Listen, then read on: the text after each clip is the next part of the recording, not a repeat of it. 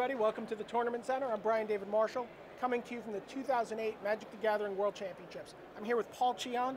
Paul's a member of the U.S. national team this year, and he's got the legacy duty in the team competition. I do. How did you guys decide that you were going to end up being the legacy player? Well, after nationals, we had our squad.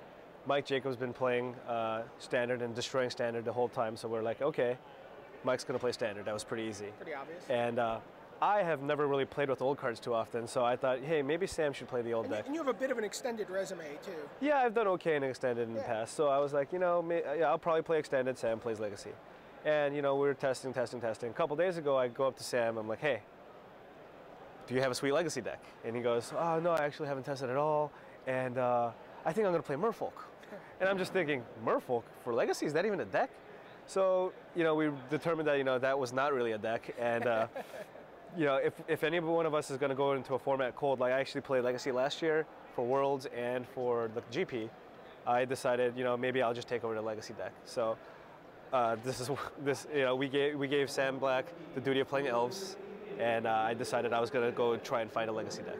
And so what's the deck you guys settled on? Actually, I really had no idea what I was going to play, and a friend of mine from the Bay Area, David Ochoa, told me, hey, with your style of play, you love to counter spells, this is the deck I highly recommend. And this guy, he's been playing Vintage forever. He wins a ton of Type 1 tournaments. So if there's anybody to listen to, I was going to go to him to listen to for old deck advice. So he's like, play this deck. And I looked at the deck list and I saw Phyrexian Dreadnought and Stifle. I'm like, oh my God, this deck looks like a lot of fun to play. So for people who don't know how that works, so this is actually Dreadstill, right? Yeah, that's the name of the deck. It's Dreadstill. I don't know who came up with it. I'm sorry. But we'd like to call it Dreadnought Stoppable, but yeah, Dreadnought Stoppable. It's I got it for 12 a couple times this tournament. So explain what happens, how the interaction between Dreadnought and Stifle, and to a lesser extent, Trickbind. Well, basically the idea behind the deck is it's basically just a pure control deck. It's got a ton of counterspells, and it's a permission deck, and you have standstills and stuff, so your opponents can't play spells. And to make the clock faster, because beating with Mishra's Factory is kind of slow, you have Phyrexian Dreadnought. And what you do is you play Phyrexian Dreadnought. When it comes into play, his ability goes on the stack.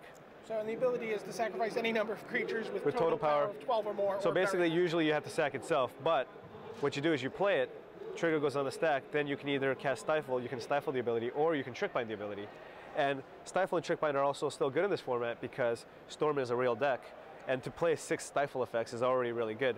So to complement that, you play Dreadnought, because if you draw too many of those, you can just get in there. Now, do you ever stifle like a sack land or anything? Oh yeah, like sure. I've done that actually in testing.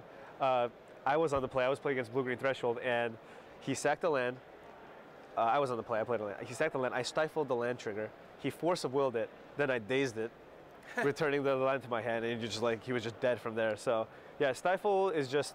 It's a pretty awesome card in this format, and the fact that it combos, this is basically like Flash Hulk in the sense that it's just a 2-card combo for 2 mana. Right, I saw that when I saw the Counterbalance top component and the Force of Will. It reminds me a lot of the deck that won Columbus. Yeah, this deck's got 2 different 2-mana combo, 2-card combos. Like Counterbalance top, once you get it going, pretty much going to win against like most of the decks, because since the format is fast, everything is cheap. So like this will be able to invalidate a lot of strategies. And at the same time, against like the aggro decks, which you might have trouble with because they're pretty fast, if you go Dreadnought Stifle, there's not too much they can do about it. So.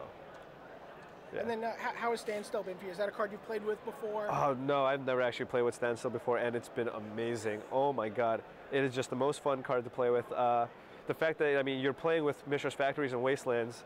If you just turn 2 Standstill with a Mishra's Factory, they have to break it. And once you break it, you have so many more cards, and once you have all the cards, you can just counter everything your opponents play. So. Have you ever had to break your own Standstill?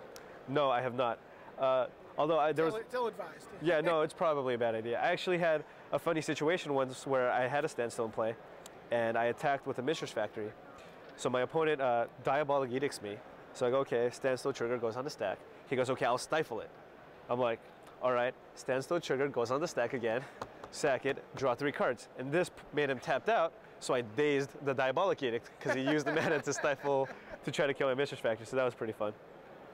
But yeah. Talk a little bit about your sideboarding and what you were expecting to see in this tournament. Well, the only thing that I changed was there were 3 red elemental blasts, and Luis told me that they're essentially the same card. Pyroblast can get misdirected while red elemental blast can't. But the fact that Meddling Mage exists, Absolutely. You want to be able to vary the ways to kill them. So we're playing those. So I switched out 1 red blast for Pyroblast. You got the blue elemental blast to deal with, the goblin decks, because that's a real deck. Pyroclasms for goblins and other creatures. Pithing Needle to deal with the Goblin Charbelcher deck, which apparently some people have decided to play. And I think it's also good against the Painter Servant Grindstone deck, because this will lock them out. I expected a decent amount of dredge, because it's kind of a cheap deck to build, and it's pretty easy, so I thought people would be playing that. So I'm playing 3 Tormod's Crypt, and I actually swapped out a Needle for an extra copy of Relic of Progenitus in case they had Chalice for 0. And 2 Echoing Truth, no idea why they're in there. It was just in the list, and it seems like a versatile card. I mean, if other people are also playing with Phyrexian Dreadnoughts, maybe I want to bounce them or something. So having played a couple rounds of Legacy so far, are you finding that there's a lot of interplay? Like, I think a lot of people's perception of older formats is that it's just kind of like, look at your opening hand, do I win? Are you finding that it's pretty interactive? That's totally untrue, I think, especially with this deck. This is a purely interactive deck. All you do is counter their spells. But even then, like when I was playing against my opponents, there were a lot of difficult decisions to make. I mean, granted, I didn't play against, a turn 2 kill deck, but I did play against the Painter Servant Grindstone deck, and we were going at it. We were trading spells, duking it out. It's a real format. Type 1, on the other hand, I mean, I don't want to josh around the Type 1 players, but it can be pretty stupid. I don't care how good you are. You can just randomly lose on turn 1. And, I'm not a huge fan because there's so much more, variance. It doesn't matter how good you are. But with Legacy, yeah, even when I played last year, there's a lot of interaction going on. You having fun? Oh, yeah, this deck was a blast to play. Excellent. The team competition was awesome. Just to be able to sit there and, see, the guy to my left playing with, elves killing on turn 2, and the guy to my right making a bunch of tokens. It's just like... The extended deck got the turn 2 kill.